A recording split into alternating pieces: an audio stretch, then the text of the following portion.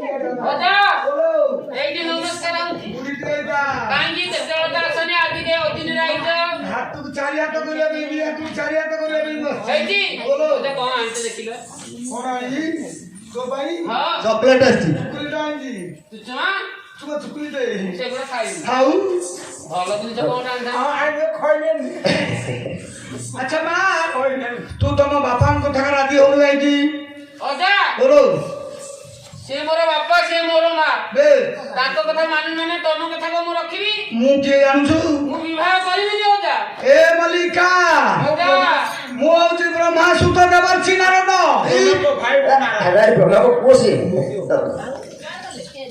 ଶୁଣିପାରୁଛୁ ନା ନାଇଁ ମୁଁ କହୁଛି ମାନେ ତୁ ବିବାହ କରିବାକୁ ପଡିବ ହେଇଛି କଣ ଯେ ବ୍ରହ୍ମା ହେଲେ କଣ ହେଲା ମୁଁ ମଲ୍ଲିକା କଣ କରିବୁ ରାଜକୁମାରୀ ହେଇପାରୁ ରାଜକୁମାରୀ ତୁ ହେଲେ ମୋ କଥା ରାଜି ନହେଲେ ମୁଁ ତୋତେ ଅଭିଶାପ ଦେବି ଅଜା ବୋଲୋ ତମେ ମୋତେ କେତେ କଣ ଅଭିଶାପ ଦେବ ହଁ ବୋଲୋ ମୁଁ ଏବେ ତମକୁ ଅଭିଶାପ ଦେବି ସତ ନା କଣ ଏବେ ମୋ ଅଭିଶାପ କହିଲେ ମଲ୍ଲିକା ତୁ ବିବାହ କରିବୁନି ନାମ ଶୁଣ କତିରେ କଥା ଭାଇନା ରାତି ତ ଅନେକ ହେଲାଣି ଶୀତ ଆସିଲାଣି ରାଗ କନ୍ନଡ଼ ପ୍ରତିଦିନ ଆସ କାନ ଗୁଡ଼ା ହବ ରାଗ କନ୍ନଡ଼ କବି ସମ୍ରାଟ ଉପେନ୍ଦ୍ର ଭଞ୍ଜ ରାଖିଥିଲେ ପତି ଶୋଭାବାରେ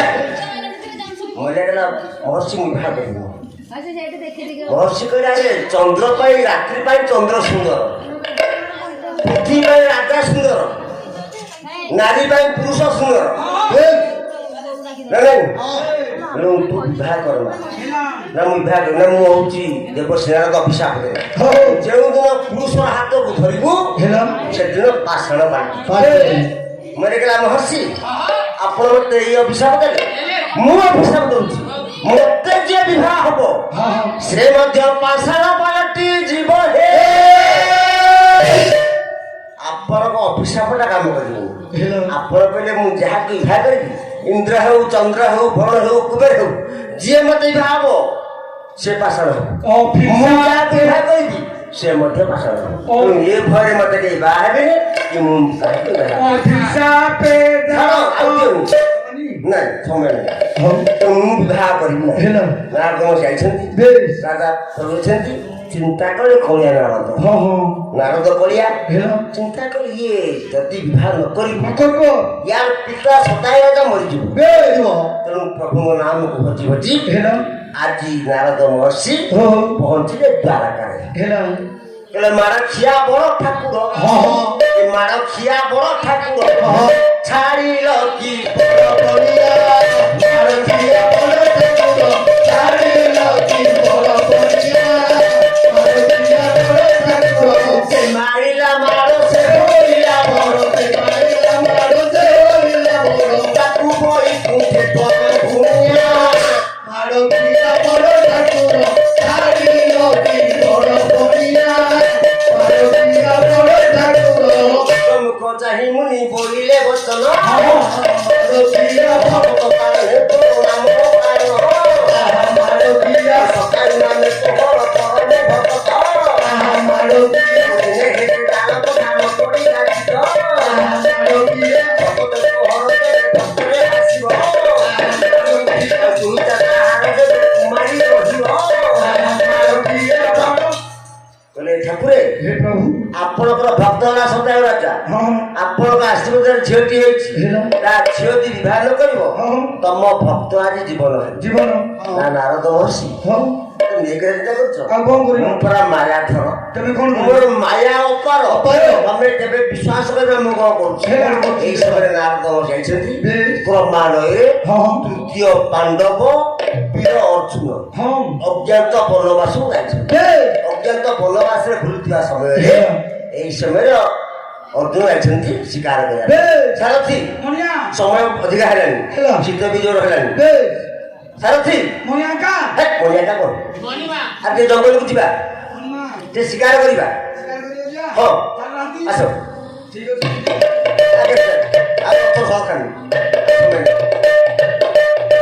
ସାରଥି ସାରଥି ସାରଥି ସେ କଣ ହବ କଣ କାମ ଲାଗିବ କଣ ବଢିଆ ଜିନିଷ ଆମେ ଜଙ୍ଗଲକୁ ଯାଉଥିଲି ଜଙ୍ଗଲରେ କିଛି ଶିକାର କରିବା ଦେହ ମୁଣ୍ଡରୁ ଝାଳ ବହିବ ଗୋଟେ ଗଛ ମୂଳେ ବସି ପଡିବା ୟାକୁ ସେଇଠି କାମରେ ଲଗେଇବା ମୁଁ ଟିକେ ଝାଡ଼ିଦେବି ମୁଁ ମୁହଁରେ ଲଗେଇବି ତମେ ଟିକେ ଝାଡ଼ିଦବ ମୁହଁ ଲଗେଇଦବ ତମେ ଝାଡ଼ିବ ମୁହଁ ମୁହଁରେ ଲଗେଇବ ମୁଁ ଝାଡ଼ିବି ତମ ମୁହଁରେ ଲଗେଇବ କାରଣ ଲଗିଆ ଲାଗି ହବ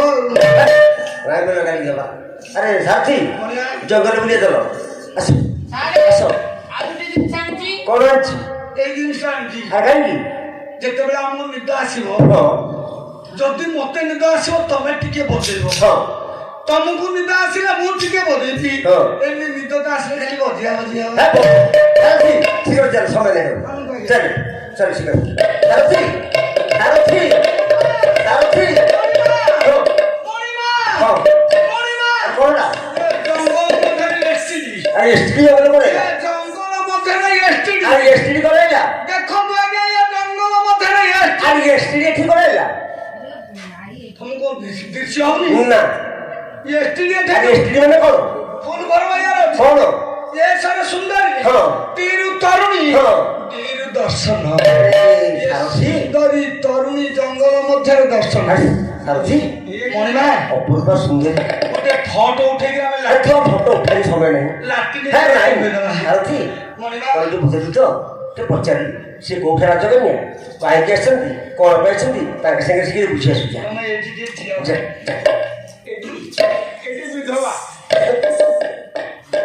ଆଚ୍ଛା ବାଳିକିଆ ଜଗଣିକିଆ ମା ମୁଁ ତମକୁ ବାଳିକା ବୋଲି ଡାକିଲି ଆରେ ଜଗଣିକିଆ କଣ କହୁଛୁ କି ରେ ତମେ ବାଳିକା ନୁହଁ ନା ନା ତମେ କିଏ ତାହେଲେ ଆମେ ତାଙ୍କର ଦାସୀ ଦାସୀ ନା ଗୋଟେ ଖାସି ଜଗଣିକିଆ ଏମିତି କଣ କହୁଛୁ ସିଏ କିଏ ଆମର ଜେମାଉଣି ତାଙ୍କର ପିଲାପିଲି କେତେ ବିବାହ ହେଇନାହାନ୍ତି ଯେ ତମ ରାଜ୍ୟ ଆମ ରାଜ୍ୟ ସୁତାଇ ରାଜ୍ୟ ଆଚ୍ଛା ତମ ତାଙ୍କ ବାପା ନା କଣ ସୁତାଇ ମା ନା ଶ୍ରୁତି ଟିକେ ଅପେକ୍ଷା କର ଆମ ରାଜା ତମ ସହିତ ଟିକେ କଥାବାର୍ତ୍ତା ହେବେ ବୁଝ ଆରେ ରାଜକନ୍ୟା ପଚାରେ ତାଙ୍କ ନାଁ କ'ଣ? ବୁଝିଯାଇଛି ଆଜ୍ଞା। କ'ଣ ବୁଝିଛୁ? ବେକାର ଥରକେ ହଁ। ତାଙ୍କ ରାଜ୍ୟ ହେଲା ସାକେତ ରାଜ୍ୟ। ହଁ। ବାପା ନା ସକାଳ। ହଁ। ତା ନା ତ ମଲ୍ଲିକା। ମଲ୍ଲିକା ସେ ବିବାହ କରିଛନ୍ତି? ନା ମତେ ବିବାହ କରିବେ? ମୁଁ ପଚାରିକି ଆସେ। ଆଚ୍ଛା ସେଣ୍ଡରୀ ये बागे सही कथबार्ता करे तो सम्मान तोर माँ भूल बोली कहीं ना ମୋର ବୁଢା ଦିନ ଟିକେ ଖସୁଛି ଟିକେ ଧରିବ ମୋ। ଆଚ୍ଛା ସୁନ୍ଦରୀ ସେ ବିବାହ ହେଇନାହାନ୍ତି? ବିବାହ କରିନାହାନ୍ତି। ଆମ ରାଜକୁମାରକୁ ବିବାହ କରିବେ? ପଚାରିଲ। सखी विवाह करिया कहूँगी हेले से केमती देखा जाउंती को राज्यर से राजा हम जानिले परिचय देले सिने हम जानिया विवाह कि न होबा हम दी पतारे କଣ କଥା ନା ହଉଛ ରାଜି କି ନ ରାଜି କହୁନା? ତମର କୋଉ ରାଜ୍ୟ? ଆମର କୋଉ ରାଜ୍ୟ? ହଁ ମୁଁ ବୁଝିକି ଆସି। ଆରେ ସେ ବିବାହ କରିବେ କୋଉ ରାଜ୍ୟ କଥା ପଚାରେ? ମୁଁ ରାଜକୁମାର ଅର୍ଜୁନ କହ। ମାନେ ଇଏ ନାଶ। ହଁ ସେ କୁମାର ଅର୍ଜୁନ। ଅର୍ଜୁନ अर्जुन हेले मु मल्लिका हाँ। हेले मु तो विवाह करिबिनी हम रास्ता छाड़ा हम जीवु ହେଇପାରିବନି। काहेकि ତମେ ଗୋଟେ କାମ କର ଆମ ରାଜାଙ୍କର ମନ ହେଇଛି ମାନେ ତମକୁ ହେବେ। हेई जी सखी ଓ हम चले जिबारी सखी ଯିବ। ଦୂତ ମଣିମା! ଦୂତ ସେ ମଣିମା! ହଁ ସେ ରାଜି ହଉନାହାନ୍ତି ବିବାହ କରିବା ପାଇଁ। ତାକୁ ଡାକେ ଟିକେ ପଦରେ ଡାକେ ଇଆଡେ ଟିକେ ଆସ। ଡାକ ଆମ ରାଜକୁମାର ଡାକୁଛନ୍ତି ଟିକେ ଆରେ ଆସ। ସେଇଠି କୁହ ତମେ ଯା କହିବା କଥା ଡାକେ ଡାକେ କାହିଁ ତେମେ କଣ ଛୁଆ ହେଇଯାଇଛି? ତୁ ଆଇତେ ଗୋଟେ ପୁରୁଷ ଆମ ନାରୀ ଡାକ ଡାକ ଡାକୁନି ଟିକେ ସେ ଆସୁନାହାନ୍ତି। ଡାକିପାରିବୁନି? ସେ ଆସୁନାହାନ୍ତି। ମୁଁ ଡାକିବି। ତମେ ଗୋଟେ କାମ କର ହଁ ତମେ ତାଙ୍କୁ ଡାକ ହଁ, ହଁ। ମୁଁ ସେ ବୁଢୀକି ଧରିକି ଏଠି ବସୁଛି। ଦୂତ ଦୂତ ଏ ଚୋକଡ଼ିକିଆ ମୁଁ ଆଣିବ ବାଡ଼ି ପଡ଼ି ଆସିବେ ଆସ ହେ ସୁନ୍ଦରୀ ହେ ଭଦ୍ରେ ହେ ଭଦ୍ରେ ଆରେ ଆସ ଆରେ ଛାଡ ରାସ୍ତା ଛାଡ ଆରେ ଆସ ନା ନା ନା ଆରେ ଆସ ଆରେ ନା ନା ଦୂତ ମଣିମା! ତୁ ସାର୍ କ'ଣ କରୁଛୁ? ତମେ ପ୍ରଥମ କଥା ଭାବୁଛ ମଣିମା।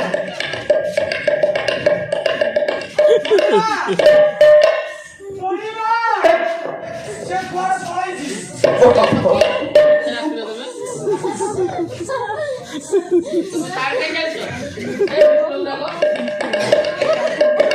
ଦୂତ ତୁ ମୋ ପଛେ ମୋ ପଛେ ଡାକୁଛି